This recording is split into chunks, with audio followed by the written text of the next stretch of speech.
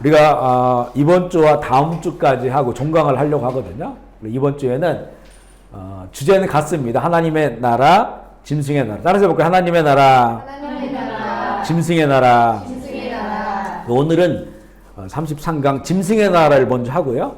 다음 주 하나님 나라를 하고 마무리하려고 하는데, 우리 그동안도 하나님의 나라에 대해서 나눴는데요. 특별히 이번 주와 다음 주에 나눌 하나님 나라, 짐승의 나라의 그 근거는 요한계시록을 보면서 이곳에서 보여주시는 짐승의 나라는 어떤 나라인가, 그리고 하나님의 나라는 어떤 나라인가, 이렇게 두 주 동안 나누고 올해 쉐마스쿨을 마무리를 하려고 합니다. 우리 첫 번째 이제 요한계시록을 보면 짐승의 모습을 묘사해 놨어요. 이거는 이제 다니엘서도 보면 다니엘이 환상 가운데서 하나님께서 계시로 보여주시는 그런 그 짐승의 모습을 보았고, 그리고 사도 요한에게 또 보여주신 이 짐승의 등장과 그의 모습을 보여주세요. 그러니까 아마 이걸 짐승으로밖에 표현을 할 수 없었을 거예요. 이건 비스트다, 비스트. 왜냐하면 생긴 것 자체가 너무나 괴기하고 이상하게 생겼단 말이야. 아마 세상에도 없는 그런 형상일 것입니다. 그런 형상을 가진, 그래서 이 존재를 짐승이다, 이렇게 표현할 수밖에 없고, 그리고 결국에는 그 짐승이 온 세상을 다스리게 된단 말이에요. 좀 읽다 보면 짐승의 세상이 된다는 거죠. 이 짐승의 세상을 사단의 세상, 마귀의 세상, 이렇게 얘기할 수도 있고, 예수님께서 이 땅에 계실 때 앞으로 너희의 임금이 올 거다, 이렇게 얘기해요. 너희들의 임금이 올 거다. 그 임금, 세상에 이제 권세와 힘을 가진 너희의 임금, 이게 바로 이제는 짐승으로 표현되어지는 그런 사단 마귀의 그런 세상임을 보여주고 있는데, 자, 계시록 이제 13장 1절에 짐승이 출현하는 것을 보게 되거든요. 먼저 읽어볼게요. 13장 1절 시작. 내가 보니 바다에서 한 짐승이 나오는데 뿔이 열이요, 그 뿔에는 열 왕관이 있고 그 머리에는 신성 모독하는 이름들이 있더라. 참 상상을 해보세요. 바다에서 이게 올라와요. 올라오는데, 올라오면 먼저 뭐가 보일까요? 뿔부터 보이죠.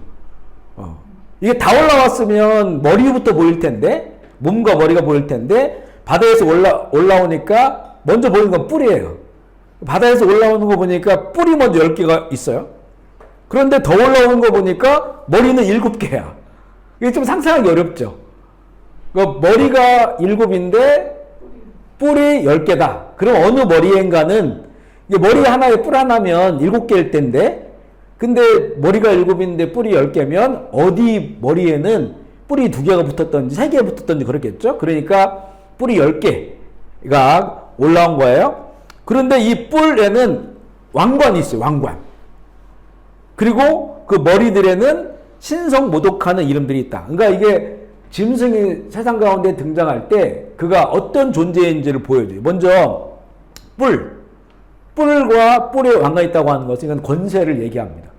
성경에는 그렇게 나와요. 뿔이 되게 힘, 권세. 그러니까 우리가 가지고 있는 이 정도가 아니고, 이게 10개의 뿔이면 정말 온 세상을 다스릴 만한 그런 권세를 가지고 있는데, 왕관이 있으니까 이거는 통치자의 권세를 가지고 있는 거예요. 그런데 머리는 7개다. 그러니까 뭔가 이 짐승이 등장할 때 되면 그 짐승 가운데는 7개의 머리가 있는데, 이 7개의 머리 나중에 보면 이제는 어떤 역사에 등장하는 제국들을 보여줘요. 제국들.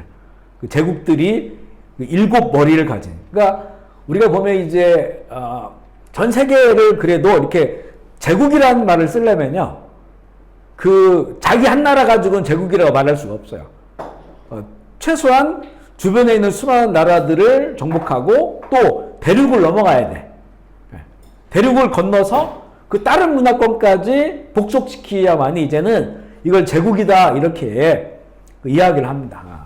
이런 이 7머리는 7제국을 말하는 것이고, 그리고 그 머리에 있는 뿔과 권세는 이게 10개잖아요. 그런 제국의 역사들 속에서 이렇게 열이라는 숫자가 또 10개 숫자만을 말하는 게 아니고 완전수를 말합니다. 완전수. 열 했을 때. 그래서 이제 어떤 온 지구상에 통치와 그런 이 왕권과 이런 정치 권력을 가진 그런 그런 짐승이 등장할 것이다라고 하는 것을 보여주고 있어요. 바다에서 나온다고 하는 것은 바다는 전 세계입니다. 전 세계 그죠? 5대양, 6대주, 5대양, 2대양 그 바다에서 올라오는 거니까 전 세계를 장악하는 그런 힘과 권세를 지니는 그런 존재인데 그 머리에는 신성모독하는 이름들이 쓰여져 있어요. 신성모독하는 이름들. 그러니까 이 이름이 어떤 이름인지 모르겠지만 사도 요한이 보았을 때 신성을 모독하는 이름들. 예를 들어서 당시 로마 시대니까 뭐 가이사, 황제는 당시에 특별히 이제 그 로마에 보면 공화정을 하다가 나중에는 그 황제가 거의 황제 숭배 사상이 나오게 되잖아요. 황제가 내가 신이다, 신의 아들이다. 그렇게 등장을 한단 말이에요. 그러면 그 황제의 이름이 쓰여져 있으면 이건 신성 모독하는 거예요. 그리고 지금도 보면 뭐 우리가 666 이렇게 막 돼 있는 게 많잖아요. 음료수 이름도 666이 있고 이런 건 다 정말 신성을 모독하는 거죠. 하나님을 향해서 모독하는 이런 그 이름들이 요한이 봤을 때 써 있어. 그러니까 짐승이라는 존재는 이거 하나님을 모독하는 거예요. 하나님을 모독하는 거.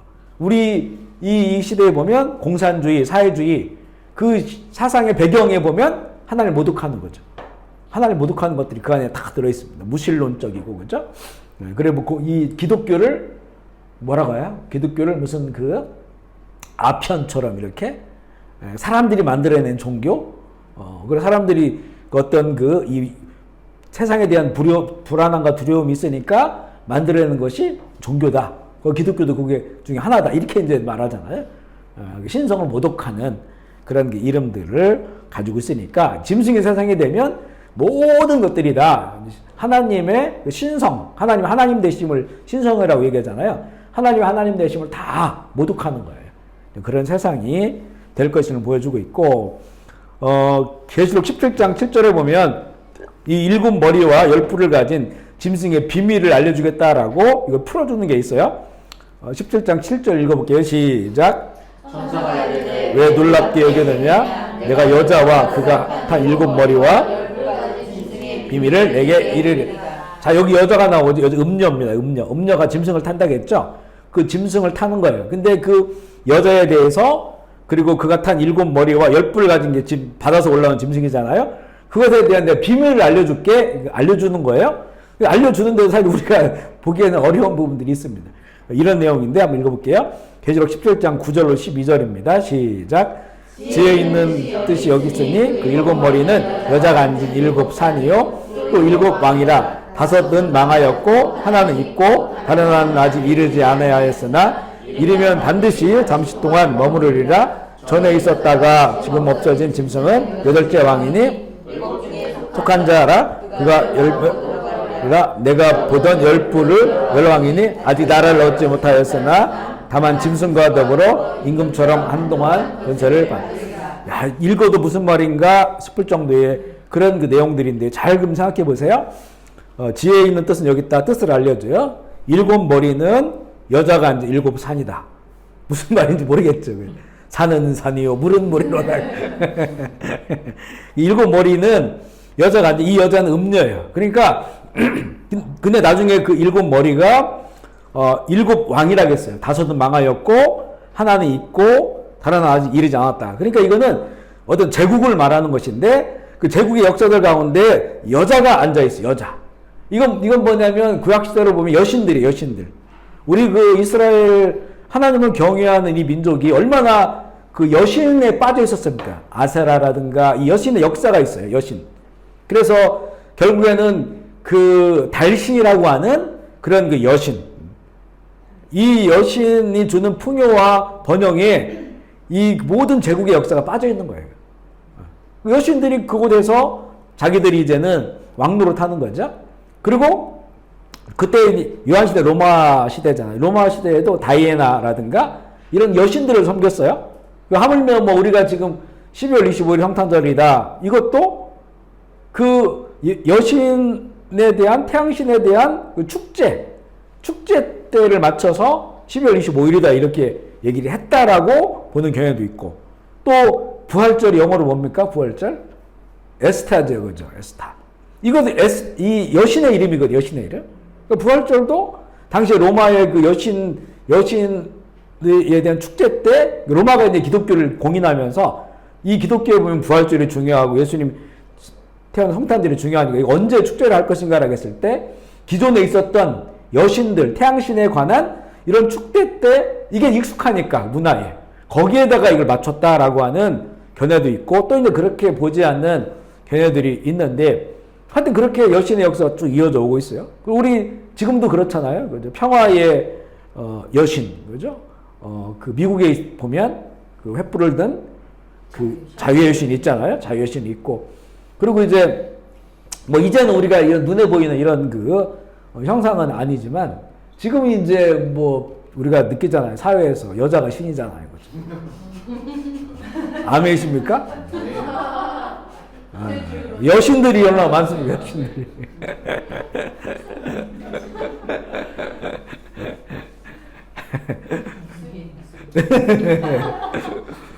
나도 무슬인데. 그러니까 이 여신은 이제 한마디로 말하면 번영을 주는 신이에요. 그래 옛날에 그 여신들 보면 이 가슴이 주렁주렁 이렇게 있잖아요. 뭐 10개씩 이렇게 있어요. 왜냐하면 그 어떤 풍요로움을 그게 상징을 하는 거예요.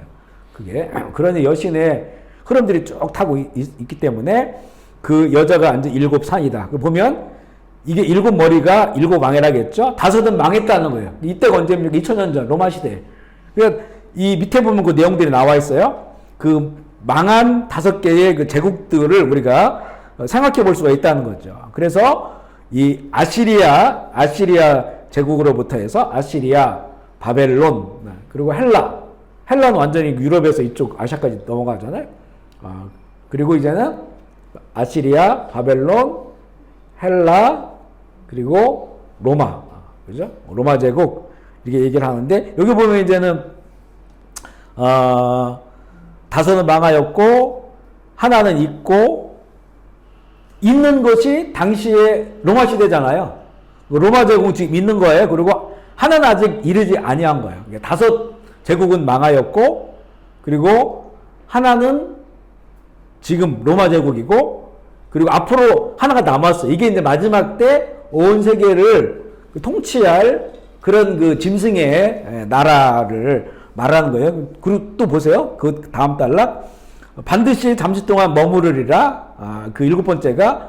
근데 전에 있었다가 지금 없어진 짐승은 8째 왕이라는 거예요. 그러니까 이 8째 왕이 등장하는 것은 기존에 있다가 없어진. 그러니까 이걸 이제 보면 지금 유럽이라든가 로마 제국 유럽이잖아요.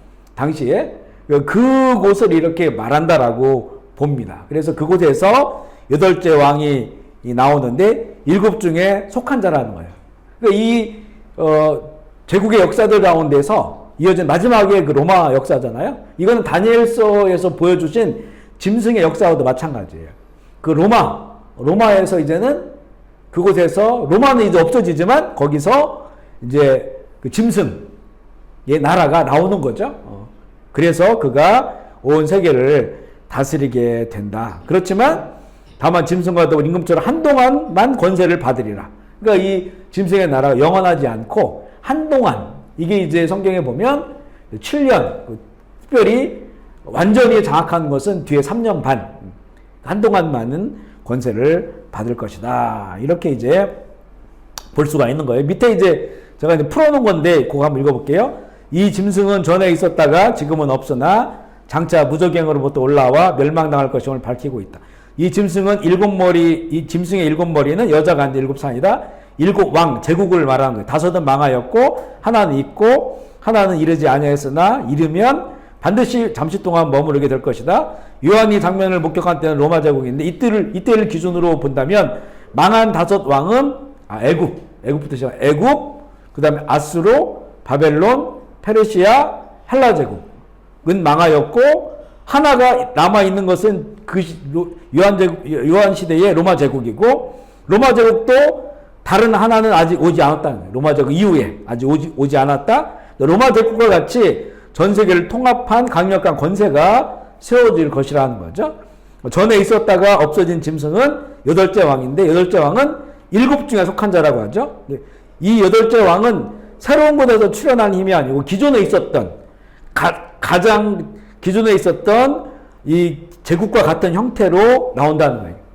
그러니까 열불은 아직 나라를 얻지 못한 권세인데 이들은 짐승과 더불어서 권세를 받을 것이다. 이 시대가 바로 적그리스도의 시대.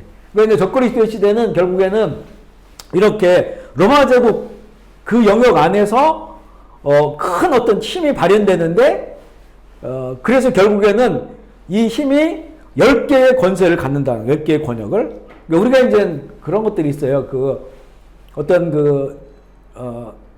뉴 월드 오더. 뉴 월드 오더라고 하는 것이 신세계 질서거든요. 신세계 질서를 계속 이야기해요. 교황청에도 얘기하고 또 이렇게 어떤 사회 번역을 얘기하는 사람들이 신세계 질서를 얘기해. 뉴 월드 오더를 얘기하는데 신세계 질서를 이렇게 계획하는 사람들이 보면 10개의 권역을 만들어요. 예를 들면 이제 마지막 때가 되면 막 재앙들이 많아지니까 먹을 게 없잖아요. 그러면 이 곡물을 생산하는 그런 연합체를 만드는 거예요. 그래서 지금 우크라이나, 러시아 이런 데 땅이 어마어마하게 없잖아요. 이런 데를 함께, 그 나라들은 전쟁 끝나고 나면 많이 무너지니까 제대로 할 수 없으니, 이게 지금 예를 드는 거예요. 그러다 보니까 그런 연합체가 만들어져가지고 그 곡물을 생산할 수 있도록 만드는 거죠. 그걸 세계인들이 먹는 거예요. 그러니까 곡물의 질서는 어느 곳, 그리고 이제는 석유 이런 거 나오는 거죠. 석유. 오펙 같은 데에 석유를 다 관할하잖아요. 이렇게 이제 그런 것들이 만들어져요. 금융은 또 어디. 이런 식으로 해가지고 10개의 권역으로. 그 중에서 이제 우리나라 같은 경우는 교육의 질서에서 한국과 같은 이런 교육 시스템이 좋다라고 해가지고 그런 하나의 한국만이 아니고 한국의 어떤 이런 질서를 가지고 여러 나라들을 묶어가지고 그 교육 쪽을 강화시키는 그런 것들이에요. 그러니까 이제 그런 것들이 10개의 권역으로 나누어가지고 이게 세계가 통합되는 거예요. 그러면 10개의 권역을 만들었을 때 그 위에 누군가 있어야 될 거 아니에요.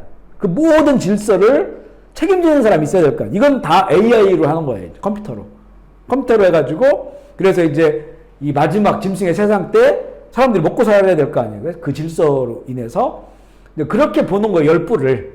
그렇게 보는 견해도 있다라고 하는 거예요. 그래서 이제 나라는 지금 200 몇십 개 나라가 있지만 한 10개 정도의 권역으로 나눠진다는 거죠. 나눠져가지고 문화사업은 어디, 교육은 어디, 금융은 어디, 석유 같은 건 에너지는 어디 이런 식으로 해가지고 나눠져가지고 결국 그 정점에 이제 짐승이 그걸 다스리게 되는 그런 길로 간다라고 이렇게 보는 견해가 있다는 거죠. 그리고 실제 지금은 그렇게 가고 있어요. 그렇게. 예를 들면 왜 그걸 우리 느끼냐면요. 우크라이나 전쟁이 일어나니까 밀가루 가격이 급상승해. 그러니까 우리도 과자값이 다 올라가고 밀가루 다 올라가잖아요. 이게 각 나라들끼리 고유한 문화를 가지고 살아가면 이런 일이 없죠. 근데 지금은 우리 이제 식탁을 보세요. 그죠? 수많은 나라에서 그게 와. 무슨 덴마크인가 어디서 고등어 이런 거 먹고 오징어 이런 것도 저기 어디서 막 대왕 오징어 이만한 거 잡아가지고 다 잘라가지고 수입한 거 우리 짬뽕 먹을 때 다 그런 거 쓰잖아요. 그죠? 한국 오징어 너무 비싸니까. 그러니까 이렇게 됐는데 그리고 어디가 잘못되면 다 함께 무너져 버리는 거예요. 결국 블록화 되는 거예요, 지금. 블록화가 돼가지고. 그렇지만 이제는 이게 점점 어떤 이거를 원활하게 하려면 시스템을 만들어야 되고 시스템을 만들려면 결국은 AI의 어떤 지혜가 필요하고 이렇게 되어져서 결국 세상이 그렇게 되어져 간다는 거죠. 그래서 이제 짐승은 세상의 권세와 관련되어 있어요. 그죠?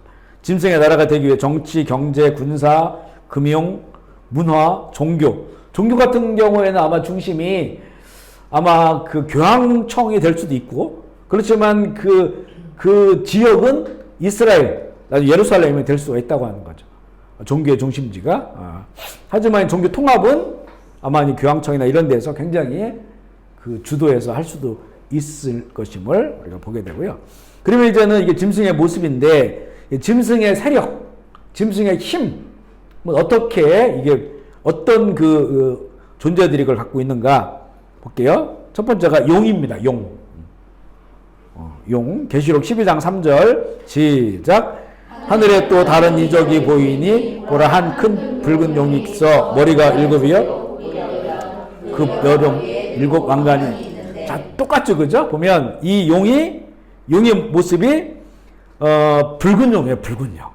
붉다고 하는 거를 잘 봐야 돼요. 붉은 용. 이 공산주의 중국 같은 데가 붉은 용이죠. 자기가 상징하는 게 붉은 용이.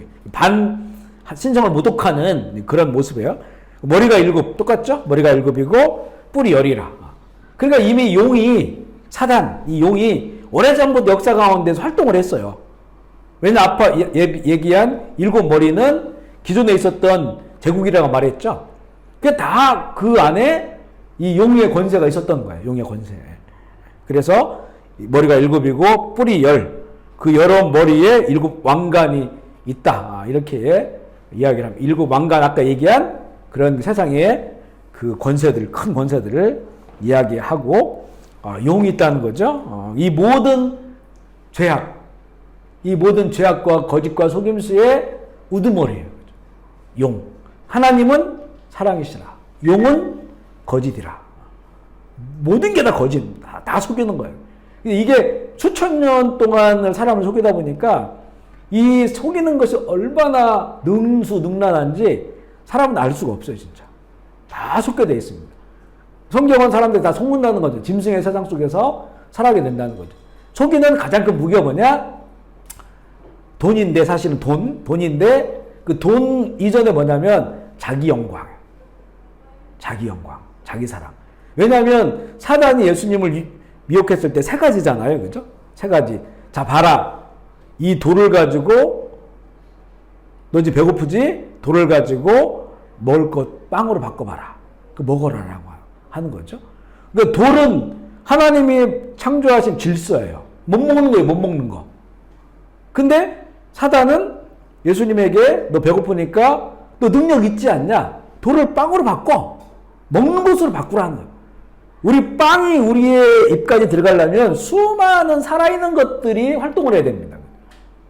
곡식이 심겨져야 되고, 농부가 땀을 흘려야 되고, 해가 비추고, 비가 내리고, 여기 이제 하나님의 은혜와 사람들의 땀 흘림과 그런 그 모든 것들이 창조의 질서가 어우러져가지고 빵이 되어져서 그걸 먹을 때 우리에게 생명이 돼요. 근데 사단은 뭐라고 합니까? 빵을 가지고, 돌을 가지고 살 수 없는 걸 가지고 사는 걸 만들어 보라는 거예요. 만약 예수님께서 이스라엘 광야에 가면 돌이 어마어마하게 많거든요. 돌덩어리가. 이걸 다 빵으로 만들어 가지고 가난한 사람들 와서 먹으라 하면 박수 받잖아요. 예수님 따봉 최고야, 최고. 그리고 예수님이 쫙 올라가죠. 영광을 받죠. 자기 영광. 역시 하나님 아들이구나. 다 인정을 하죠. 그런 방식이 아니라는 거죠. 그러니까 여기에는 돌을 빵으로 만들으라고 하는 거는 하나님의 창조 질서를 파괴하면서까지 네 영광을 얻으라는 거예요. 박수를 받으라는 거예요. 두 번째가 뭐예요? 너 저 성령 꼭대기에 떨어지라는 거예요. 뛰어내리면 천사들이 너를 받아줄 거 아니냐. 그러면 사람들이 와 할 거 아니냐. 저 위에 떨어지면 당연히 죽는데 천사들이 받아주니까 하나님 아들이다. 박수 받을 거 아니냐. 이거잖아요. 세 번째는 뭡니까? 지구를 온 우주 만물의 영광을 보여주면서 나한테 절 한 번 하면 내가 이거 다 줄게. 이거 다 거짓말이죠. 사단은 그건 줄 수가 없어요. 자기 게 아니기 때문에. 근데 한 번만 절하면 이 영광을 내가 다 줄게, 세상을. 그 뭐예요? 네가 영광 받으라는 거죠. 첫 번째, 두 번째, 세 번째 이 모든 것들이 다 네가 세상에서 영광 받아보라는 거예요. 자기 사랑. 그러니까 사단이 미혹하는 건 거기에 있어요. 거기에 있어요. 자기 사랑, 자기 영광, 내 것.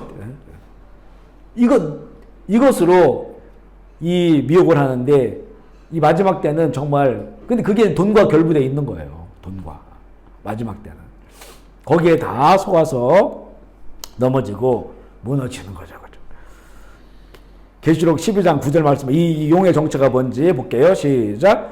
큰 용이 내쫓기니 옛뱀 곧 마귀라고도 하고 온천안을 꾀하는 자라. 내쫓기니 그의 사자들도 그와 함께 내쫓기니. 이 계시록 12장은 성경의 역사를 보여주는 거거든요. 환상으로 이렇게 보여주는 것인데 여기 봤을 때 이 용이 누구냐? 옛 뱀이다. 옛 뱀하면 생각나는 것은 에덴 동산에서 아담과 하와를 유혹한, 그죠? 마귀라고도 하고 사탄. 그러니까 용, 옛 뱀, 마귀, 사탄, 이게 다 한 존재입니다. 이게 이제 용, 사탄을 말하는 거예요. 근데 용은 뭐냐? 온 천하를 꾀하는 자다. 앞서 얘기했죠. 하나님은 사랑이시라. 사단은 온 천하를 꾀하는 게 사기친다는 거예요. 사기친다는 거. 온 천하를 사기쳐가지고 거짓말로 속이는 거예요. 그러니까 사실은 우리가 정직하지 못한 거는 정말 사단의 나라를 살아가는 거거든요. 정직하지 못하고 자꾸 숨기려고 하고 또 거짓말하고 과장을 하고 아니면 빼버리고 이런 거 있잖아요. 이런 것들이 다 결국에는 사단의 성품이에요. 사단의 성품. 하나님은 사랑이시고 거룩하시고, 그죠? 거룩하시고 정직하시고 청결하시고, 이거 완전히 다른 성품이죠. 이 용을 보여주고 이 모든 이 짐승의 세상에 이게 주관자예요. 주관자. 본질이 바로 용이다.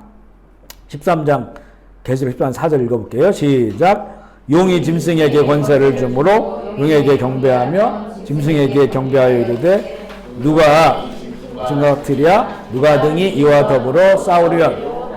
사람들 눈에 보이는 것은 지금 짐승의 이런 시스템과 짐승의 세상이 보이는데 결국 그 짐승의 그 나라에서 살아간다고 하는 것은 용에게 경배하는 거예요.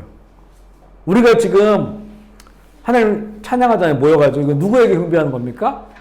하나님께. 안 보이잖아요. 안 보이는데 우리가 지금 이 몸을 가진 우리들이 모여가지고 하나님을 찬양해요. 우리 내일 이제 바빠가지고 사역하잖아요. 그리고 누굴 경배하는 겁니까? 하나님을 경배하는 거예요. 우리가 하나님의 사랑을 우리가 전하는 거니까 하나님 눈에 안 보이지만 하나님을 경배하는 거예요. 그러면 이게 나눠주지 않고 사람들을 뺏는 건 뭐겠어요? 용을 경배하는 거죠. 이게. 거짓말을 해가지고 뺏는다, 사기친다. 누굴 경배하는 거죠? 용을 경배하는 겁니다.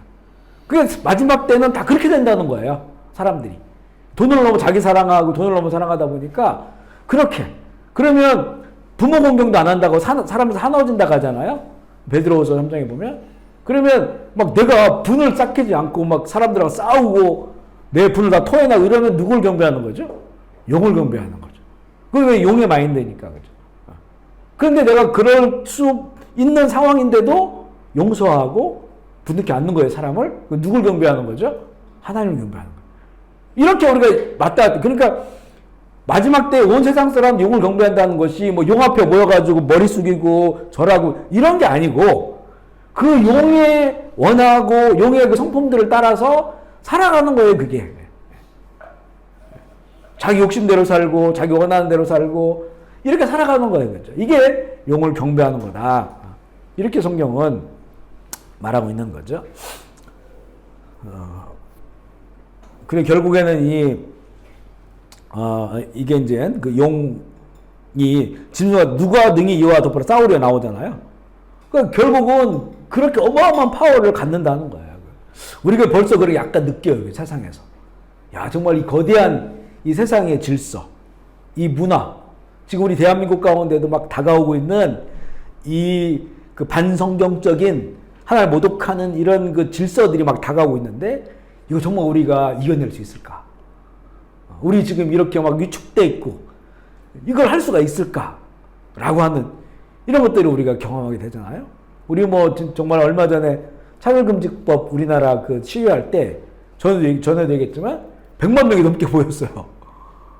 그리고 실시간 유튜브로 참여한 사람들이 또 100만 명, 200만 명이 이렇게 한꺼번에 같은 시간에 참여를 했단 말이에요.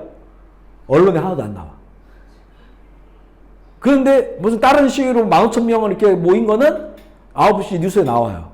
그 사람들이 뭘 주장하는데 다 나와요. 그런데 교인들이 우리나라 아마 역사에 100만 명?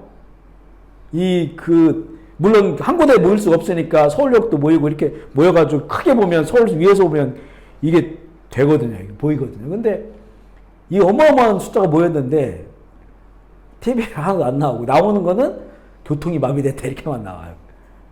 야, 이런 거를 우리가 보면서 이 세상의 힘과 권세가 정말 우리가 이걸 깨트릴 수 있을까 할 정도 그렇게 이제 우리는 무시당하고 외면당하고 그렇게 돼 있어요. 물리적인 힘이 이렇게 강한데도 불구하고 전혀 관심이 없어요. 그죠? 이건 뭐 진보나 보수나 마찬가지예요. 모든 언론들이 다 똑같아요. 능히 누가 더불어 싸우리요. 이렇게 얘기를 하는 거예요. 그죠? 정말 거대한 권세라는 거죠.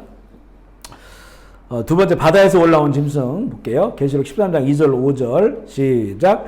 내가 본 짐승은 표범과 비슷하고 그 발은 곰의 발과 같고 용이 자기의 능력과 부자와 큰 권세를 그의 머리 하나가 상하여 죽게 된 것 같더니 그 죽게 되었던 상처가 나음에 온 땅이 놀랍게 여겨 짐승을 따르고 용이 짐승에게 권세를 주므로 용에게 경배하며 짐승에게 경배하여 이르되 누가 이 짐승과 같으냐 누가 이와 더불어 싸우려 하더라. 또 짐승이 과장되고 신성 모독을 말하는 입을 받고 또 42달 동안 일할 권세를 받으니라. 짐승의 모습이 나오죠. 아까 오늘 지금 이 단락은 뭐냐면 그 짐승의 세력을 말하는 거예요. 그 첫 번째 우두머리가 용이고 그 다음이 바다에서 올라온 짐승인데 그 짐승을 이렇게 표현을 한 겁니다. 짐승을 보니까 어떻게 되냐면 표범과 비슷하다. 표범은 아니에요. 표범과 비슷하고 그리고 발은 곰의 발 같고 입은 사자의 입 같아. 그리고 그가 용이 자기의 능력을 그 짐승에게 주어가지고 그가 능력과 보좌와 큰 권세를 그가 갖게 되는 거죠. 그런데 머리 하나가 상하여서 죽게 된 것 같더니 사람들은 이걸 보고 죽었다고 생각할 거야 아마. 예수님이 완전 죽으셨다가 부활했잖아요. 그래 영광의 주가 되셨단 말이에요. 근데 이 바다에 온 짐승이 똑같이 패러디를 해요. 용은 하나님과 같은 존재. 바다에서 나타난 짐승은 예수님과 같은 존재로 정말 죽게 됐던 것 같더니 다 이렇게 보면 뭐 같다는 거예요. 그렇게 된 게 아니고 사람들 다 속는 거예요. 근데 상처가 나으니까 사람들이 놀랍게 여겨. 완전 망했는데? 완전 죽었는데? 살아났네? 이러면서 그를 이제는 그에게 더 권세를 부여하고 그리고 그를 경배하게 된다. 누가 이 짐승과 같으냐라고 하는 것은 누가 등 이와 더불어 싸우려 하면 세상 가운데 이제는 이런 존재가 없다는 거지. 이런 존재가. 이제 세상은 아마 그가 우리 이 세상 가운데서 대적할 게 없다. 저는 요즘 AI가 하는 일들을 보면서요. 그런 걸 많이 느낍니다. 누가 감히 AI를 대적할 것인가. 지금 어느 정도 통제가 가능하거든요. 근데 지금 AI나 챗GPT 활용하시는 분들 얘기 들어보니까 점점점 지능적으로 바뀌어요. 수많은 것들을 이제 경험하고 하면 그게 다 데이터로 쌓이잖아요. 우리는 경험한 거를 100% 못 쌓아놓잖아요. 경험한 일부만 우리가 쌓여있죠. 그래서 우리가 전문이 되는 거잖아요. 근데 AI는 조그마한 것까지 다 자기화시켜버리는 거예요. 경험을 하면. 이게 축적되니까 이게 나중에는 뭐 어마어마한 그 사이즈를 갖게 돼요. 상상할 수 없는 사이즈를. 그러면 누가 그 AI를 이기겠어요? 지금은 뭐 이 바둑을 두면 한 번씩 사람이 이기기도 하고 이제는 못 이긴다 하더라고. 전에는 한 번씩 이겼잖아요. 그죠? 뭐 2승 1패 뭐 이렇게 1승 2패 이렇게 됐는데 지금은 100% 못 이겨요. 누가 이기랴? 그 결국에는 의존하게 돼 있죠. 거기에. 짐승을 이길 수가 없어요. 이 놀라운 역사들을 이 짐승이 펼쳐나가. 지금 우리가 보이는 건 AI지만 이게 또 얼마나 또 이게 하루가 다르게 바뀌어지고 발전하잖아요. 엄청난 능력을 소유하게 된다. 이 짐승이. 그리고 보면 이제 표범과 비슷한, 표범은 짐승 중에 제일 빠른 동물이에요. 빠른 동물. 표범. 쏜살같이 지나가. 그러니까 이게 굉장히 신속하고 빨라요. 우리의 지금 느끼는 변화들이 이런 겁니다. AI나 이런 것들이 막 거의 날마다 혁명이 일어난 것처럼 그렇게 거대해지고 곰의 발바닥. 그러면 이거는 아주 강력한 걸 말해요. 딱 버티고 서 있는. 2000년 전에 사람이 봤을 때 곰이 딱 그 발같이 버티고 서 있으면 이거는 대적할 수 없는 것처럼 그렇게 강력한 것이고 사자의 입이요. 사자가 울부짖으면 토끼 같은 거는 기절해요. 너무 그 울부짖음이 커가지고 그 어린 사신 같은 건 기절해가지고 도망가지도 못한대요. 오줌 싸고 그냥 이렇게 지려버려가지고 쓰러진다는 거야. 그 사장의 입 같으니까 그거 어마어마하게 두려운 그런 것들을 그가 갖고 있는 그런 그 권위를 갖는다는 거죠. 그래서 여기 표현에 보면 능력, 보좌, 큰 권세 이런 것들은 다 정치적인 힘을 갖게 되고 높은 자리를 갖게 되고 초월적 사건을 가지게 되고 범접할 수 없는 그런 그 권세를 갖는 겁니다. 이번에 미국 행정부에 트럼프 대통령이 이제 됐잖아요. 그리고 그랬을 때 제일 주목하는 인물이 그 일론 머스크잖아요. 그 보면 이 사람 그냥 장사하는 사람이에요. 장사. 뭐 만들어 팔고 장사하는 사람이었는데 이게 정치권 안에 들어가가지고 이제 아마 어마어마한 그 아이디어를 내고 이게 같이 갈 거예요, 이제는. 왜냐면 여기가 이제 AI야 이런 것들이 이제는 원래 이제 트럼프 대통령은 그런 뭐 전기차라든가 이런 것들에 대해서 약간 반대하는 사람이 있었어요. 그래서 그 일론 머스크가 전에는 그 민주당을 지원했단 말이에요. 근데 이제 바뀌어가지고 공화당을 지원하면서 어마어마한 그 지원금을 내고 이러면서 이제는 이게 지금 이걸 지원하잖아요. 그러니까 그 힘이 이제는 엄청나다는 거예요. 그 차를 만드는 것도 다 AI 이런 기술들, 디지털로 만들고 다 그렇게 되다 보니까 이게 이제는 엄청 중요하고 필요한 게 되니까 손을 잡을 수밖에 없는 그런 상황이 된 거죠. 이게 정치적 권세도 갖는 거예요. 정치적 권세도. 그렇게 이제는 보여지게 된다. 그래서 처음에는 첫 번째는 바다에서 올라온 짐승, 이 짐승을 경배하게 만드는데 세 번째 땅에서 올라온 짐승이 이 바다에 온 짐승을 경배하게 만들죠. 13장 계시록 13장 21절로 15절 시작. 내가 보매 또 다른 짐승이 땅에서 올라오니 어린 양같이 두 뿔이 있고 그가 먼저 나온 짐승의 모든 권세를 앞에서 행하고 땅과 땅에 사는 자들을 처음 짐승에게 경배하게 하니 곧 죽게 되었던 상처가 나은 자 아니라 큰 이적을 행하되 심지어 사람들 앞에서 불이 하늘로부터 땅에 내려오게 하고 짐승 앞에서 받은 바 이적을 행함으로 땅에 거하는 자들을 미혹하게 하여 땅에 거하는 자들에게 이르기를 칼에 상하였다가 살아난 짐승을 위하여 우상을 만들라 하더라. 그가 권세를 받아 그 짐승의 우상에게 생기를 주어 그 짐승의 우상으로 말하게 하고 또 짐승의 우상에게 경배하지 아니한 자는 멸치되다 죽이게 하더라. 자, 이제는 세상 사람들이 접할 이 짐승, 그 짐승의 세계를 확장하는 사람이 바로 땅에서 올라오는 짐승이에요. 우리가 지금 우리 하나님 안 보이죠? 예수님 이 땅에 오셨지만 지금 안 보이잖아요. 죽었다가 살아나셨죠? 그런데 세상에서 그러면 누가 이 복음을 전합니까? 하나님의 나라를 이룹니까? 교인들이죠. 교인들이 그냥 전 세계 곳곳에 흩어져 가지고 복음을 전하고 하나님을 예배하고 안 믿는 사람들을 하나님을 잘 믿고 예배할 수 있도록 하잖아요. 그러니까 바로 땅에서 올라온 짐승이 바로 그런 역할을 하는 거예요.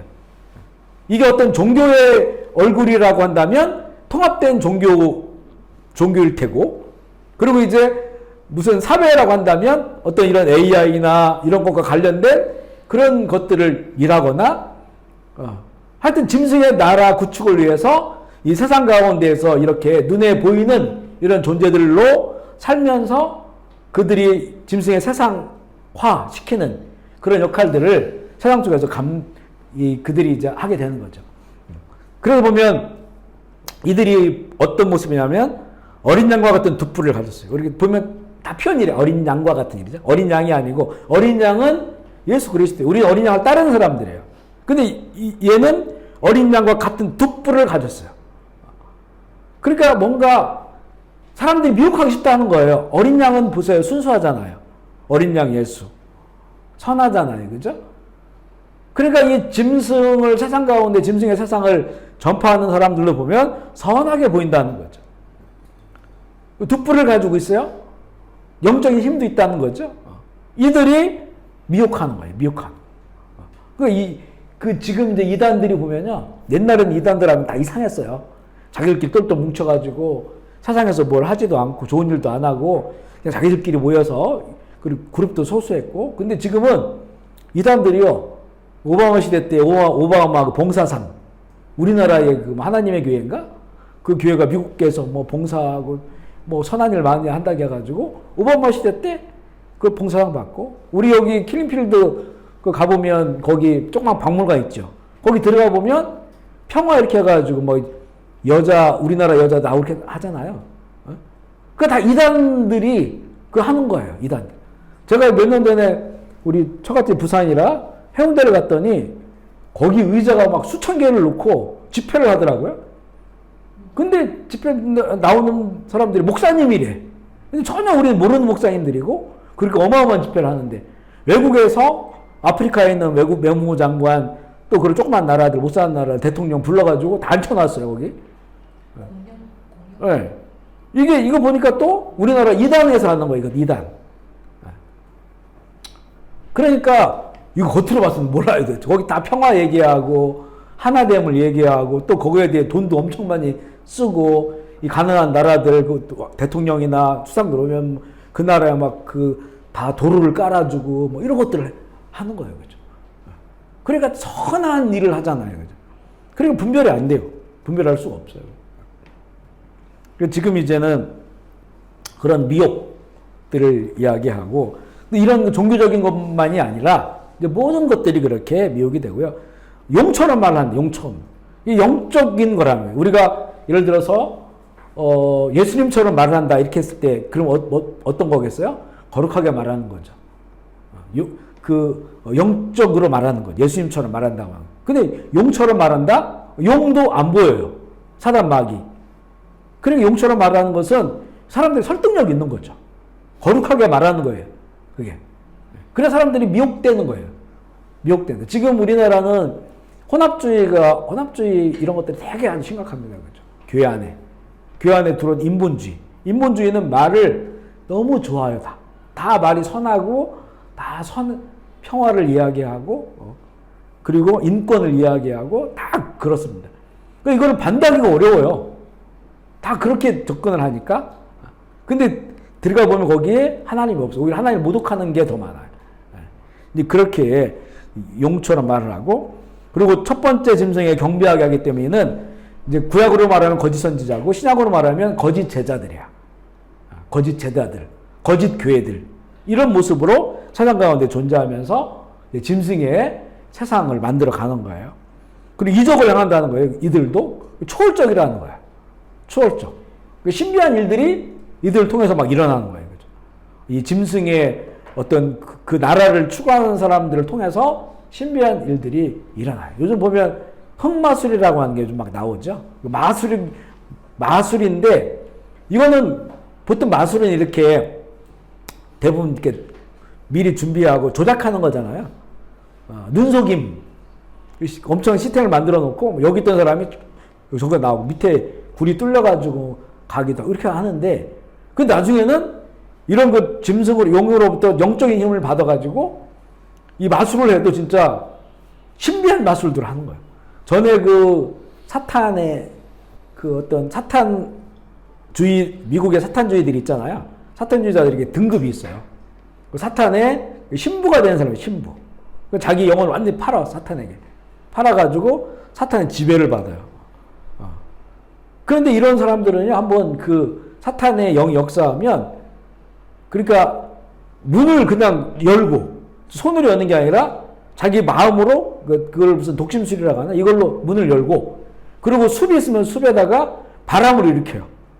이 사람들이 서가지고. 그럼 막 그 숲이 움직여요. 이거 놀랍잖아요. 사탄교가 있어가지고 그 사탄교에 가보면 바품에 뿔 달린 이런 것들이 있고 제사장이 있어요. 그러니까 거기는 또 거기에 맞는 영적인 파워가 있어요. 그러니까 이런 나중에 이런 기적이나 이런 이적 쫓아다니면 안 된다는 것이 이게 이런 것도 분별이 안 되는 거죠. 그리고 그들에게도 방언이 있어, 방언 기도를 해요, 그 사람들이. 분별이 안 되면 안 되는 거죠. 신천지도 방언하는데. 신천지도 하고, 그러니까 이제는, 그래서 방언하지 마라, 이렇게 얘기하면 이거는 이제 너무 간 것이고, 그러나 이거를 우리가 분별해요. 우리가 방언을 해보면 알아요. 이게 성령께서 주시는 건지, 다른 데서 온 건지. 그러니까 이제 바로 그런 그 초월적인 능력을 갖고 있다는 거예요. 우리는 지금은 이단들을 얘기하지만요. 이단이 아니더라도 앞으로 이제 보시면 사람들이 이제 영적인 정신적 치료를 많이 받아야 될 거예요. 가면 갈수록 고통이 심해지니까. 이게 그냥 약물이나 이런 것만으로 안 되잖아요. 안 되니까 이게 어떤 영적인 것들, 그런 것들을 하는 사람들이 많아질 겁니다. 많아져가지고 그런 일을 통해. 우리나라 얘기했잖아요. 지금 무슨 전보고 이런 게 훨씬 더 많아졌다고 옛날보다. 오히려 박정희 대통령 시대 때 다 없앴잖아요. 미신들 없애고 다 없앴는데 지금 다시 완전히 엄청나게 많아져가지고 뭐 그냥 연애 프로그램 보면 얘기하다가 다 나와요. 뭐 어디 용화단 가도 갔다 뭐 누구도 했다 이런 거 너무 많이 나와가지고 이런 것들이 이제 점점점 그런 사람들이 세상 가운데 더 이제는 등장을 하게 되는 것이고 사람들은 그걸 추구하게 되는 그런 시대로 간다는 거죠. 네. 지금은 이제 그 짐승의 세력을 말하고 있어요. 첫 번째가 용이라겠죠? 대장, 용이고, 그 다음에 바다에서 올라온 짐승, 두 번째가 땅에서 올라온 짐승. 아마 우리가 이제 만날 존재들은 땅에서 올라온 짐승의 세력일 거예요. 그리고 네 번째가 음녀입니다. 음녀. 음녀는 짐승과 한 몸이 된다라고 얘기를 했죠. 계시록 17장 3절입니다. 시작. 성령이 나를 데리고 광야로 가니라. 내가 보니 여자가 붉은 빛 짐승을 탔는데 그 짐승의 몸에 하나님을 모독하는 이름들이 가득하고 7머리와 10뿔이 있으며. 보면 아까 얘기한 그 짐승 똑같이 7머리 10뿔. 근데 음녀가 탔어요. 그죠? 근데 보니까 여자가 붉은 빛 짐승을 탔다고 했잖아요. 그러니까 보면 우리가 붉은 빛, 성경에서 붉다라고 하면 꼭 우리는 뭔가 예수님과 관련된 것들을 라고 생각한단 말이죠. 음녀가 또 붉은 게 옷을 입었어요. 근데 그게 사치스러운 거야. 그러니까 똑같이 예수님을 얘기하는데 이 어떤 목적이 다른 거예요. 목적이 달라. 그러니까 교회를 다니고 예수를 믿는데도 자기 잘 먹고 잘 살기 위해서 다니는 사람들이 있어요. 다른 우상들을 섬기는 거랑 똑같이, 그러니까 미신을 섬기는 거나 똑같이 그렇게 그 신앙생활하고 뭐 십자가는 정말 자기를 뭐 보호해준 부적과 같이 이렇게 생각하는 사람도 있어요. 그러니까 바로 그런 사람들이, 그런 존재들이 이제 이 짐승의 나라에서는 아주 그런 그 신앙, 그런 신학들과 하나가 되는, 짐승과 하나가 되는 그런 음녀의 모습인데, 이 음녀는 이제는 교회를 말합니다. 교회. 예수님을 배반한, 배도한 그런 그 교회를 말해요. 이 짐승 한 몸이고, 두 번째는 온 세상을 돈, 부, 쾌락으로 미혹하는데 거기 넘어가 있는 거죠.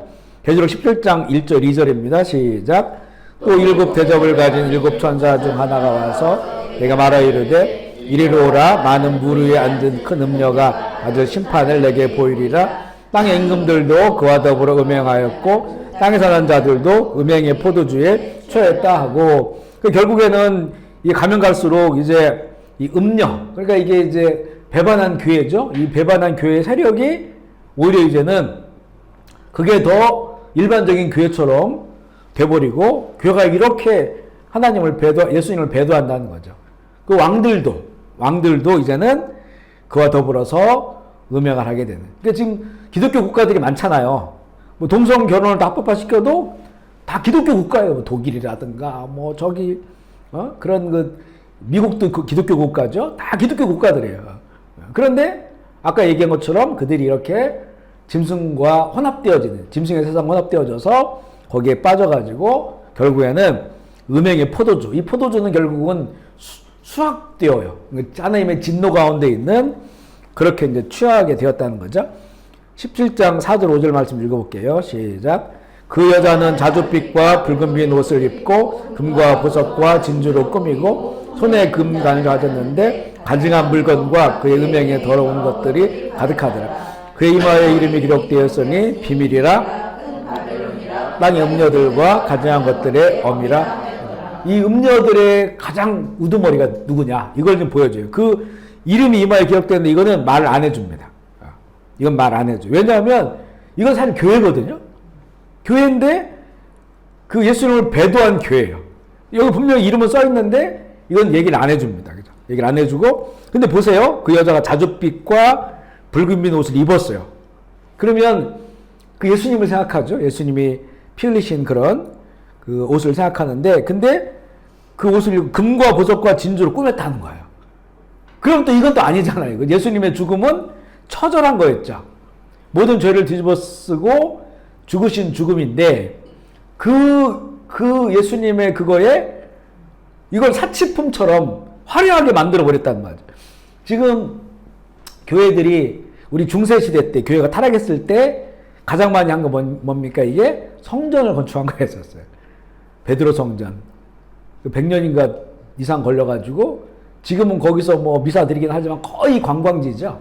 관광지. 지금 유럽에 있는 유명한 그 성전들 보세요. 그죠? 이번에 불났다가 지금 다시 복구해가지고, 노트르담 성당 있죠? 그런데도 보면 거기 진짜 막 하나님을 향해서 진정한 예배와 경배를 드리는 데가 아니에요. 관광지지. 그러니까 얼마나 화려합니까? 그죠? 우리나라에도 지금 대형교회들은 건축을 할 때 1,000억이 넘어가요. 1,600억까지 제가 들어봤거든요. 1,600억까지. 교회 한 건물을 짓는데. 그러니까, 그리고 얼마나 싸게 지면 싸게 질 수 있잖아요. 근데 거기에 붙이는 걸 다 사치품, 비싼 걸 붙이면, 대리석을 붙이면 또 어마어마하게 추가되는 것이고. 그렇게, 이게 막 경쟁적으로 그렇게 해왔던 우리 역사가 있어요. 그죠? 지금도 교회 건축을 하게 되면 이왕이면 좋은 것으로 이렇게 하려고 하거든요. 우리나라 전에 보면 이제 십자가가 다 네온 사인. 그것도 어떤 데 전에 붉은 거다 요즘 하얀 걸로 이렇게 네온 반자마다 빛나지 하잖아요. 근데 사실 십자가는 빛나는 게 아니에요, 사실은. 그죠? 물론 그게 영적 의미를 그렇게 세상을 비추겠다 이런 의미는 있을 수는 있겠지만 원래 십자가는 죽음이에요. 그죠? 그리고 상처고 아픔이고. 그러니까 사실 우리 교회도 이걸 네온사인 하려다가 캄보디아는 이런 기독교 국가가 아니니까 네온사인을 해서 이렇게 원래 더 이렇게 밝게 하면 우리 사람들에게 좋지 않을까라고 생각했는데 그 마음이 잘 안 가더라고요. 우리 십자가 그냥 밤에는 껌껌해요. 그죠? 그냥 검정 십자가예요. 우리 뭐야죠. 그런 저희 파송교회 파송교회는 교회 크거든요. 몇천 명 교회지만 거기도 네온사인 안 했어요. 네온사인 않고 그냥 검정 십자가예요. 이렇게.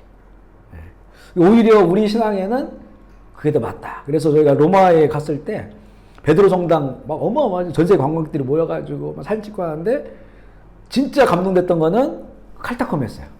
그 베드로 성당 그 외곽에 로마 외곽에 그 지하 무덤 거기에 이제 기독교인들이 30만 명이 살다가 죽었어요. 로마 황제 시대 때 핍박이 너무 심하니까 가족을 다 끌고 들어가가지고 거기서 이제 죽으면 원래는 거기가 지하 무덤이었는데 들어가가지고 살고 또 죽으면 또 파고 묻고 타고 가다 보니까 미로처럼 막 돼 있어가지고 땅에서부터 한참 들어가요. 그래가지고 거기서 이제 예수 믿다가 이렇게 더 넓게 파놓은 거는 거기 예배당이야. 거기 예배 드리고 그러다가 이제 빛을 못 보니까 들어가서 한 2, 3년만 되면 실명을 한대요. 실명을. 그렇게 하면서도 예배를 드리다가 죽은 인원들이 30만 명이 넘는데요. 이게 로마에만 있는 게 아니고요. 터키 갔더니 거기도 있고 뭐 많습니다. 당시 로마 영지 안에 있었던 그런 곳에. 거기가 더 감동이 되더라고요. 감동이. 베드로 성당에서 감동이 별로 안 되더라고요. 그 베드로 성당 짓느라고 그 면제부 판 거죠. 면제부. 지금 부모가 연옥에 가 있는데 지옥도 아니고 천국도 아니다. 그 후손들이 면제부를 사면 그걸로 성당을 지을 건데 그러면 연옥했던 사람이 천국으로 간다. 부모들이. 그러니까 그러니 뭐 돈 주고 사죠. 그걸로 베드로 성당을 진 거예요. 음녀의 모습을 보고 있는 거예요. 그래서 얘들은 금과 보석으로 진주. 그러니까 결국에는 이 사람들을 추구하는 게 뭐냐면 돈이에요. 자기 영광, 돈 이런 것들로 살아가는 거죠. 세 번째 보면 교회를 세속주의로 이제 미혹해요. 미혹하는 세력이 바로 음녀입니다. 계시록 17장 6절 시작. 또 내가 보매 이 여자가 성도들의 피와 예수의 증인들의 피에 취한지라 내가 그 여자를 보고 놀랍게 여기고 크게 놀랍게 여기고. 그러니까 요한이 놀랄 정도로 어떻게 교회가 어떻게 십자가를 가지고 있는 사람들이 성도들의 피, 예수의 증인들의 피에 취할 수가 있을까? 근데 실제 이런 일이 우리 역사 가운데 이미 일어났었어요. 우리 중세 캐톨릭이 사실 우리 개신교 프로테스탄트가 제일 많이 죽임 당할 때가 언제냐면 이 캐톨릭 세상, 로마가 이제 AD 300년도에 그 기독교를 받아들이잖아요. 그 국교가 돼요. 그러다가부터 이게 이 교회가 정치적 힘이 생겨버리니까 타락하게 된단 말이죠. 그런데 그 세력이 교회 개혁 세력, 이래서는 안 된다라고 우리 다시 믿음으로 성경으로 돌아가자라고 개혁 세력들을 탄압하는 게 이제 화형. 마르틴 루터가 화형당해 죽잖아요. 누구에 의해서 죽습니까? 교회에 의해서. 그렇게 죽은 게 7천만 명이에요. 그러니까 전체적으로 7천만 명, 그러니까 500만 명이 그 로마 시대 그 초입에 죽었고, 나머지가 이렇게 순교한 사람, 물론 이제 뭐 무슬림의 또 공산주의 이런 데도 그건 뒤에 얘기고요. 뒤에 얘기고, 정말 이 캐톨릭 시대 때, 중세 캐톨릭 암흑의 시대라고 하죠. 뭐, 마녀 사냥, 뭐 이런 게 다, 그런 것들이 다 이제는 개신교들, 교회 개혁을 하려고 하는 사람들, 이런 사람들이 그렇게 많이 죽임을 당했어요. 그러니까 요한이 볼 때 딱 놀라죠. 초대교회 사람들이 볼 때 어떻게 교회가 성도들을 죽일 수 있느냐. 십자가를 가지고 있는 사람들끼리. 그런 거죠. 완전 놀랐는데 이게 이제는 예수님께서도 주님 오기 전이 되면 너희 가족 안에서도 너희를 넘겨주고 이렇게 죽게 만든다. 라고 하는 거잖아요. 백유한 교회가 이제 그렇게 된다는 거예요. 두 번째 마쳤고, 세 번째 짐승의 방식입니다. 짐승은 어떤 방식으로 짐승의 나라를 확장하는가? 첫 번째는 거룩한 것을 다 무너뜨려요. 그렇죠? 거룩한 거는 이게 절대적인 겁니다. 본질적인 거. 이걸 다 무너뜨려요. 계시록 13장 5절입니다. 시작. 또 짐승이 과장되고 신성 모독을 말하는 입을 받고 42달 동안 일할 권세를 과장하고 신성을 모독해. 그래서 거룩한 모든 것들을 다 무너뜨립니다. 우리 계속 얘기하지만 정말 이제 순수한 예수 그리스도의 복음을 가지고 있는 사람들 세상 가운데 버티기 힘들어요.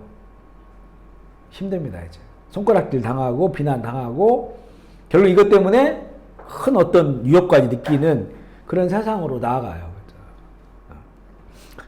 또 두 번째는 짐승의 방식은 결국에는 죽여요. 죽이는 거예요. 13장 15절 시작. 그가 권세를 받아 그 짐승의 우상에게 생기를 주어 그 짐승의 우상으로 말하게 하고 또 짐승의 우상에게 경배하지 아니하게 하는 묘지지 다 죽이. 자, 이거는 7년 대환란의 앞쪽은 아니고 저 앞쪽은 평화로운 상태로 보이다가 뒤쪽 3년 반에 결국엔 이때는 이제 멸시든지 다 죽여요. 짐승에 경배하지 않으면, 그러니까 음녀들은 사는 거지. 왜냐면 그 앞잡이들로 타고 있으니까. 그러나 순수한 교회들, 성도들은 그때 다 죽임을 당한다. 그러니까 결국 그걸 견디어야 된다는 거죠. 견디는 힘이 있어야 된다. 세 번째는 짐승의 방식은 세계의 금융을 장악해. 그러니까 돈으로 하는 거예요. 돈으로 하는 거. 13장 17절 시작. 누구든지 이 표를 가진 자 외에는 매매를 못하게 하니 이 표는 곧 짐승의 이름이나 그 짐승의 수라. 여기도 나오고 매매하는 거. 나중에 바벨론 그 무너졌다 바벨론이 할 때 그 바벨론에 대해서 그 묘사한 내용들 있잖아요. 그거 보면 다 상품들이 상품. 다 사고 파는 거예요. 사고 파는 거. 다 사고 팔고 먹고 마시고 거기에 이제 취해서 사는 거예요. 그런 사람들은 짐승표를 안 받을 수가 없다겠죠. 우리에게 그 돈은 뭐냐? 우리 늘 지난번에도 강조하지만 우리는 따라서 심고 거두는 것, 주고 받는 것. 아멘이시죠. 우리에게 돈의 의미는 이거예요. 심고 하나님 나라를 위해서 심고 또 거두고 또 우리는 주고 받는 거예요. 그런데 이 바벨론 짐승의 세상은 다 사고 팔고야. 다 그 사고 팔고 항상 자기 이윤이 거기 있어야 돼요. 이윤이. 그리고 이윤이 많으면 많을수록 사람들이 더 추구해. 그죠? 주식 같은 경우에는 그냥 앉아가지고 뭐 노력하지 않아도 앉아서 그걸 하루에도 막 어마어마하게 돈을 벌 수도 있고 그렇잖아요. 그러니까 이게 다 사고 팔고 그 중심에는 이제 자기 사랑, 자기 영광이 있는 거예요. 그런 것을 끊임없이 추구하게 만들어. 그러니까 이게 얼마나 우리가 속냐면요. 사실 저는 생각해보면 나이가 이제 60 좀 안 됐지만 앞으로 얼마나 살지 모르겠어요. 5년을 살지 10년을 살지 모르겠지만 그러면 우리가 앞으로 살 때 그냥 필요한 돈이 얼마나 될까. 필요한 돈이. 캄보디아에서 살다 보면 우리가 이렇게 재래시장 같은 데 다니고 이렇게 살면 생각보다 이렇게 많이 안 들어가요. 한국은 정말 시장 한번 가면 너무 많이 들고 그렇더라고요. 그러면 시골 같은 데서 뭐 이렇게 좀 하우스 하나 해놓고 농사 짓고 이렇게 살고 이러면 돈이 얼마나 들어갈까. 요즘 전라도 어디 같은 경우에는 집을 다 지자체에도 고쳐가지고 한 달에 10,000원씩 주고 렌트를 해줘요. 한 달에 10,000원씩. 그러면 굳이 도시에서 살 거 아니고 또 차는 뭐 그냥 조그만 거 타고 다니고 이렇게 하면 글쎄요, 남은 한 얼마 몇 천만 원 정도면 살지 않겠나? 이런 생각도 들어요. 근데 보면 사람의 그 노후 대책 이게 제가 한번 신문에 보면요. 어떤 사람이 지금 뭐 600만 원씩 받는데 그거가 좀 턱도 없다.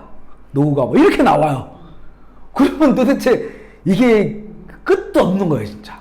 끝도 없어요. 그렇게 그것 때문에 불안하고 그때 불안하고 이래버리면 이거는 정말 주님 나라 가는 그 순간까지도 이 돈 때문에 그 노후 준비하는 것 때문에 아무것도 못해. 심을 수도 없고 누를 줄 수도 없고 이걸 계속 속는 거예요. 세상이 속이는 거예요, 그죠? 속이고 우리를 속이고 다 속이는 거예요. 그래서 진짜 심어야 되는데 못 심고 줘야 되는데 못 주고 그렇게 싸놓고 있다가 결국 어느 날 훅하니 가버린 거예요. 그렇게 또 많이 쌓을수록 자녀들이 싸워요 또. 그렇게 싸우는 거 보고 가는 거예요 그게.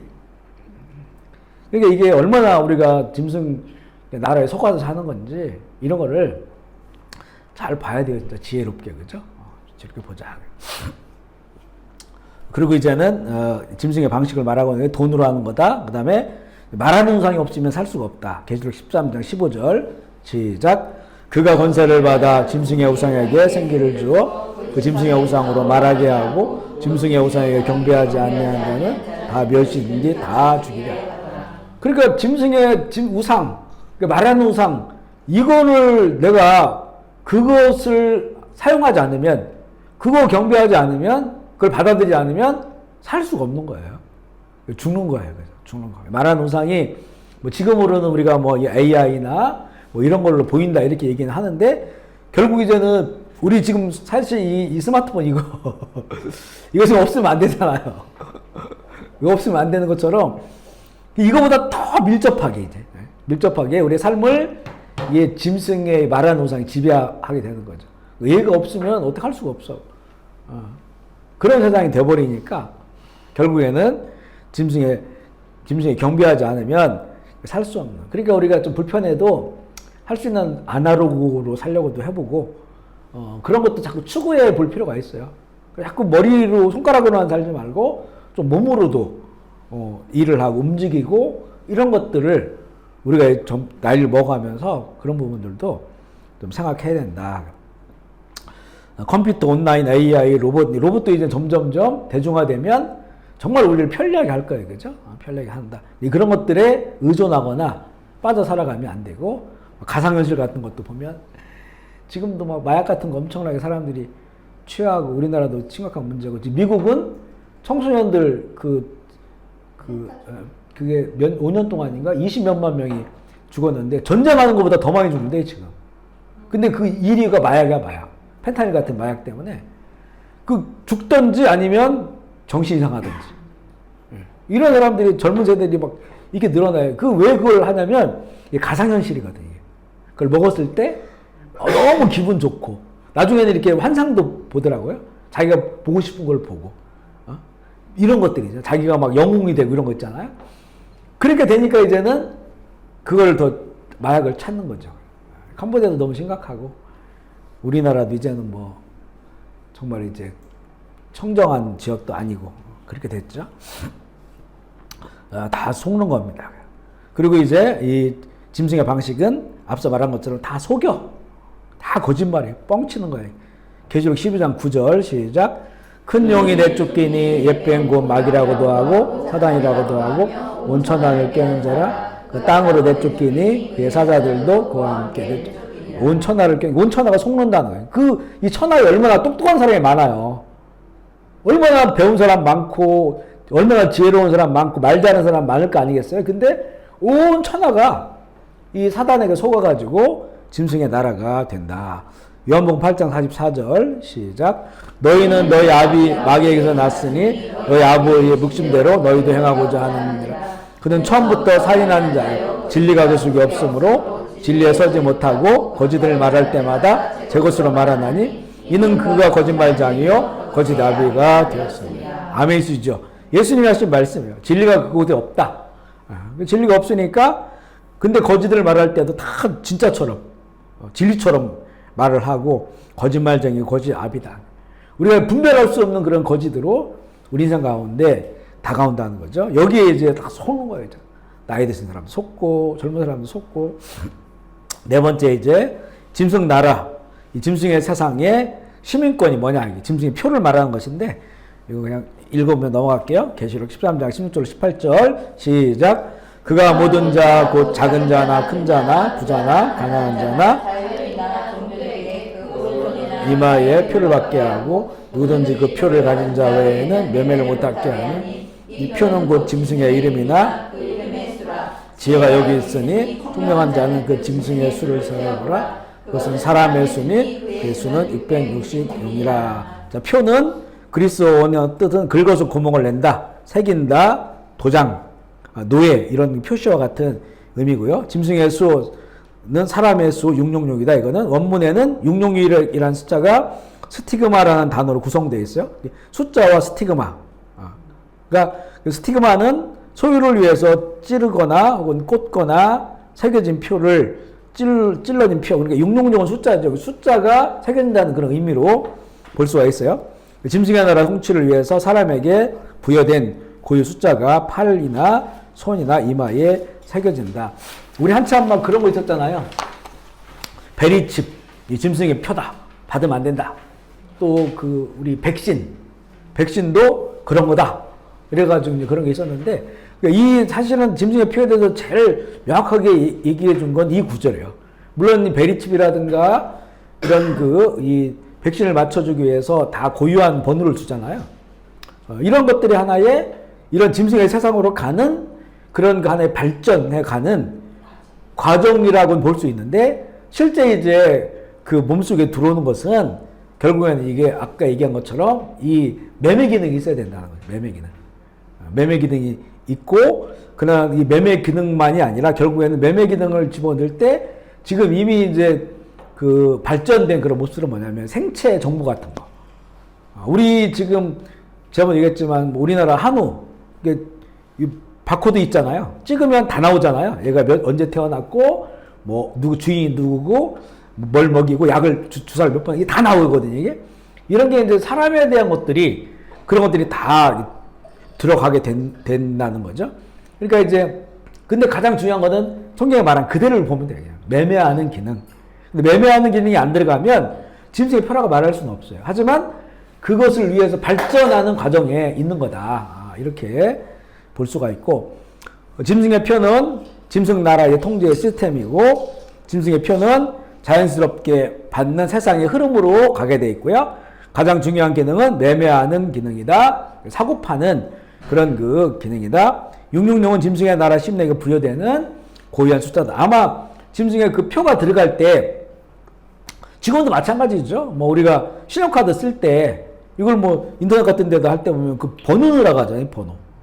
물론 내 이름도 넣고 하지만 이름은 동명이 있을 수 있는데 그 번호를 넣어야 되잖아요. 신용카드 뭐 12개인가 그 자리를 넣어야 되는 것처럼 그거는 고유 번호잖아요. 겹쳐면 안 되잖아요. 그죠? 그런 것과 같은 것으로 이렇게 볼 수가 있다. 다섯 번째, 짐승 나라의 최후. 이건 우리도 몇 번 봤어요. 읽어보면 할게요. 음녀의 멸망, 짐승이 음녀를 멸망시킨다. 계시록 17장 16절 시작. 내가 본 바 이 열불과 짐승은 음녀를 미워하여 나가게 하고 벌거벗게 하고 내 살을 먹고 불로 아주 살인다. 자, 열불은 이 세상을 장악한 짐승의 권세, 나라들, 그 나라와 이 짐승이 음녀, 그 배도한 교회를 벌거벗겨서 잡아먹어버려요. 불에 아예 태워버려요. 그죠? 태워서 없애버린다. 그러니까 결국에는 그러니까 짐승에 붙은 그 교회, 거기서 망하는 거예요. 그죠? 그러니까 우리 구약을 봐도 선지자들이 외치는 거 마찬가지잖아요.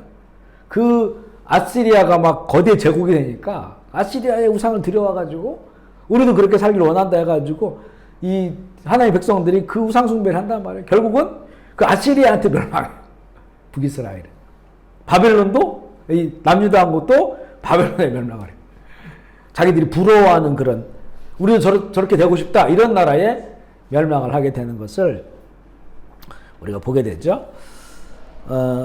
그리고 이제 첫 번째 짐승과 거짓 선지자들의 멸망을 보여주는데 계시록 19장 20절 시작.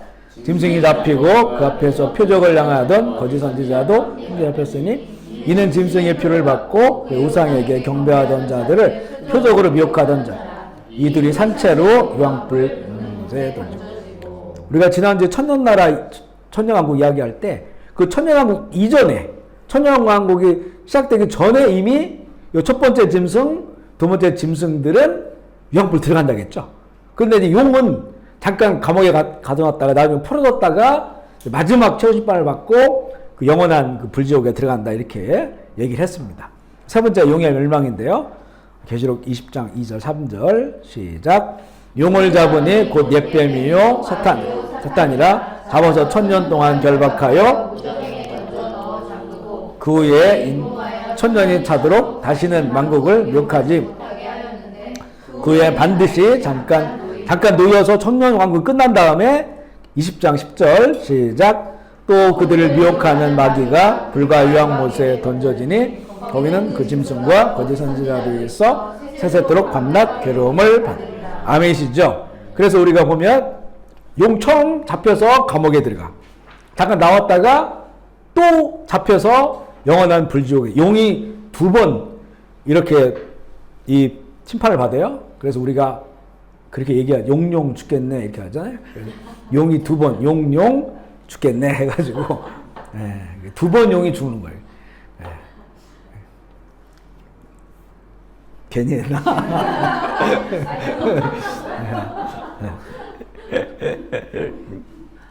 용용 죽겠네. 자, 그리고 이제 이 모든 짐승의 나라를 성경에 바벨론이라고 했잖아요. 그 바벨론의 멸망인데 그럼 쭉 천천히 읽어볼게요. 계시록 18절로 18장 14절로 21절 시작. 바벨론아 내 영혼이 탐하던 과일이 내게서 떠났으며 맛있는 것들과 빛난 것들이 다 없었으니 이것들을 다시 보지 못하리로다. 바벨론으로 말미암아 치부한 이 상품의 상인들이 그의 고통을 무서워하고 멀리 서서 울고 애통하여 이르되 화이토다 큰 성 세모포옷과 자주옷과 붉은 옷을 입고 금과 보석과 진주로 꾸민 것인데 그러한 부가 한 시간에 망하였도다. 모든 선장과 각처를 다니는 선객들과 선원들과 바다에서 일하는 자들이 멀리 서서 불타는 연기를 보고 외쳐 이르되 이 큰 성과 같은 성이 어디 있느냐 하며 티끌을 자기 머리에 뿌리고 물며 애통하며 외쳐 이르되 화이토다 큰 성이여 바다에서 배부리는 모든 자들이 너의 보배로운 상품으로 치부하였더니 한 시간에 망하였도다. 하늘과 성도들과 사도들과 선지자들 그로 말미암아 즐거워하라. 하나님이 너희를 위하여 그에게 심판을 향하였음이라 하더라. 이에 한 힘센 천사가 큰 맷돌 같은 돌을 들어 바다에 던져 이르되 큰 성 바벨론이 이같이 비참하게 던져 결코 다시 보이지 아멘이시죠. 여기 보면 하늘과 성도들과 사도들과 선지자들아 부르죠. 우리 여기 이제 성도들 여기 들어가 있어. 성도들과 그로 말미암아 즐거워하라. 바벨론이 심판을 받는 거예요. 그래서 다시는 보지 않게 될 것이다. 이걸 사도 요한이 2000년 전에 본 거예요. 그러면 사도 요한은 지금 로마 시대에 살고 있잖아요. 이 로마도 바벨론이라고 해서 성경에 보면 로마가 바벨론이다. 영적 바벨론이라는 거죠. 그러니까 세상에 막 로마의 황제 당시 60년대 네로 황제, 90년대 도미시안 황제 막 교회를 그렇게 핍박하고 사람들을 죽이고 꼼짝 못하게 만드는 그때의 사도 요한은 이 큰 성 바벨론이 무너지는 걸 봤어요.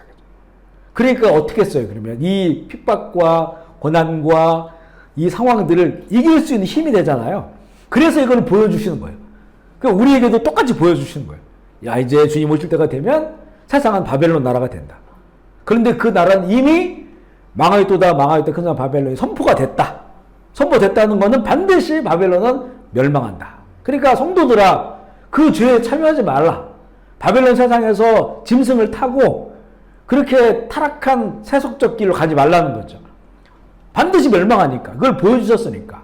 그러니까 이 편리하고 돈만 있으면 뭐든지 할 수 있는 이 세상 속에서 그래서 끝까지 그 그들과 함께 멸망의 길로 가지 말고 예수 그리스도의 순수한 복음의 길로 그렇게 가라고. 그게 행복한 길이다. 성경을 이렇게 보여주고 있는 거예요. 자, 오늘 여기까지 마무리하고요. 다음 주에는 하나님의 나라, 이 똑같은 이런 주제 방식으로 나갔는데 요한계시록을 중심으로 해서 그렇게 보고 올해 셔마스쿨 마무리하도록 하겠습니다. 우리 시간에 우리 결단하면서 기도하기 원하는데요. 정말 짐승의 세상이 뭐 됐죠. 되고 그걸 가고 있고 아까 좀 나눴지만 우리 교회에 다닌다고 해도 참 이제 짐승을 탄 음료처럼 이런 일들을 너무 많이 보게 됩니다. 보게 돼서 그래서 정말 그 진리가 없다. 그러니까 우리는 그렇기 때문에 더욱더 진리를 알아야 되고 또 진리를 추구해야 되고 그러니까 진리의 영인 성령님이 꼭 우리 가운데 오셔서 우리 인도해 주셔야 됩니다. 사단도 예수님을 미혹할 때 성경 구절을 가지고 미혹했어요. 성경 구절을 가지고. 그러니까 우리는 이 성경을 주신 하나님의 그 성령의 감동을 받아야 온전히 진리를 알 수 있고 그걸 따라 살아갈 수 있는 힘이 생기거든요. 이 시간에 말씀 생각하시면서 기도하면서 이 비록 짐승화된 세상에 살아가지만 우리는 하나님의 나라를 추구하고 그 나라를 이루며 살아가기를 결단하면서 우리 주의 이름으로 통성 함께 기도하시겠습니다. 하나님 아버지 감사합니다. 오늘도 사모하는 마음으로 모여서 함께 말씀을 나누고 또 짐승의 세상을 요한계시록을 통해서 보게 하시니 감사합니다. 우리의 말씀을 통해 보니 정말 짐승의 세상으로 되어버렸고 또 더 어둠 속으로 더 깊게 나아가는 세상인 것을 또한 보게 하시니 주님 감사합니다. 그렇게 우리는 진리의 말씀을 더 사모하게 하시고 진리의 영이신 성령께서 우리 가운데 오셔서 우리 하나님의 나라로 인도할 수 있도록 우리가 더욱 겸손하게 주님 앞에 서게 하여 주옵소서. 우리 분명 제일교회 부족한 종과 또 사랑하는 모든 형제 자매들 더욱더 살아있는 말씀을 사모하게 하시고 이 시대를 잘 분별하게 하셔서 하나님의 선하시고 또 온전하시고 기뻐하신 뜻 따라 살아갈 수 있도록 주님 인도하여 주옵소서. 그러나 우리가 너무나 무지하고 부족하오니 진리의 영이신 성령께서 우리 가운데 충만히 역사해 주시고 우리 자녀들에게 역사해 주시고 우리가 함께 주님 하나님 기뻐하시는 바른 길을 걸어갈 수 있도록 주의 인도하여 주옵소서. 오늘도 귀한 처소를 허락하셔서 주님 감사합니다. 하나 이 처소를 축복합니다. 이웃 가운데 주님 주인 되어 주시고 하나님 의로운 기업이 되게 하셔서 마지막 때 하나님의 사람들에게 하나님의 자원을 부어 주실 줄 믿고 하나님 그 주께서 주신 그 자원을 가지고 하나님의 나라를 위해 마음껏 사용할 수 있는 그 아름다운 기업 되게 하여 주시옵소서. 감사와 영광을 주께 올려드리며 우리 구주 예수 그리스도의 이름으로 기도합니다. 아멘.